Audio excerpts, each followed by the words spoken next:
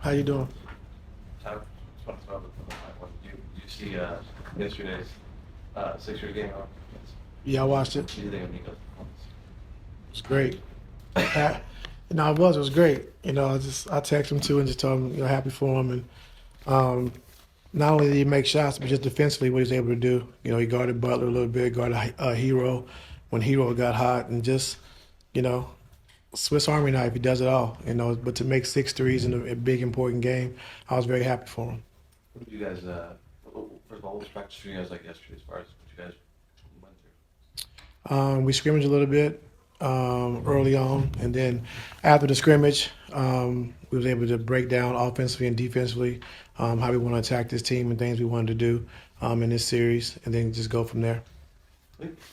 In prior years, I think you've had like an offense type of day, a defense day. Like, do you still do that?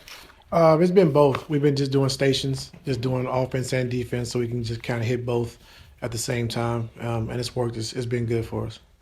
So there's been some discussion over the last few days with certain guys not being eligible for All NBA who thought they were going to be eligible because they didn't play enough games of at least 20 minutes.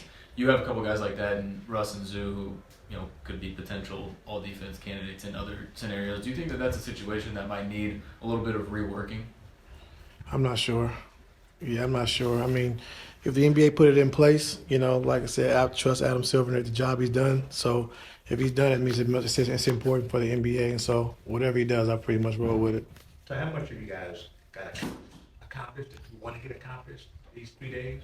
A lot. Yeah, a lot. You don't want to do too much where their brains, overcrowded. But the guys have been locked in. We've done different things. Worked on some adjustments that we need to make if we got to do it throughout the course of the game. But we've done a lot, and they've been locked in. And so pretty sharp what we're doing. Today we'll hit it again, and then take off tomorrow. And then Saturday we just come back and just kind of just go through everything offensively and defensively and be ready to go on Sunday. All right, the last couple of Mavs series have been just like roller coasters, absolute wild series. Like when you look back on those two, like what comes to mind? What are your memories? What are your takeaways? A lot. Losing the first two games at home, and then going to Dallas, game three, being down 19 in the first quarter. I remember we didn't have fans, and that was our first game of having fans, and it was crazy.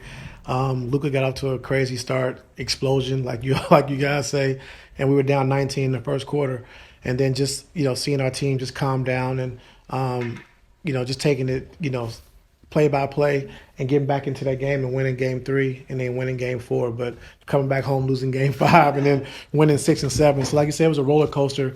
But just being down 0-2 and being down 19 in the first quarter in that third game in Dallas and coming back and winning that game is what I think about the most. To the guys who are like involved in a game like that, does that do something for you as a player?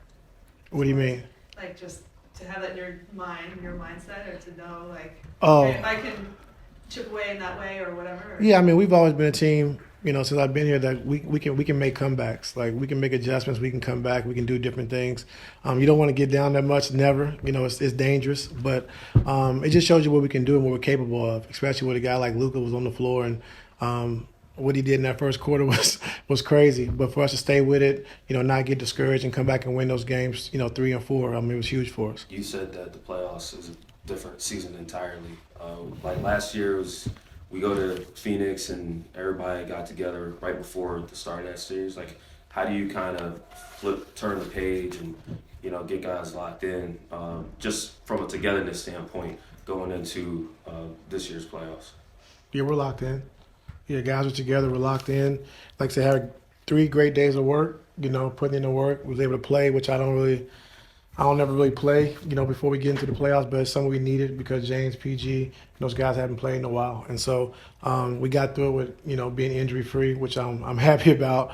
But guys are locked in. Like I said, we're together. We're locked in, and we understand what we need to do. And so going into game one, it's going to require a lot of adjustments because you got, great players like Kyrie and Luka, so you're going to have to adjust. But we know what we want to do going into game one. And then just in terms of off the court stuff, like, that this is an older team, guys who they want this. Like, you never know if this is like the last time that this group gets to play together again. Like, how do you kind of, is there like a dinner that you have where you get everybody together and just, just make that point really clear? Is that something that you do before the first playoff series? Yeah, we got dinner tonight.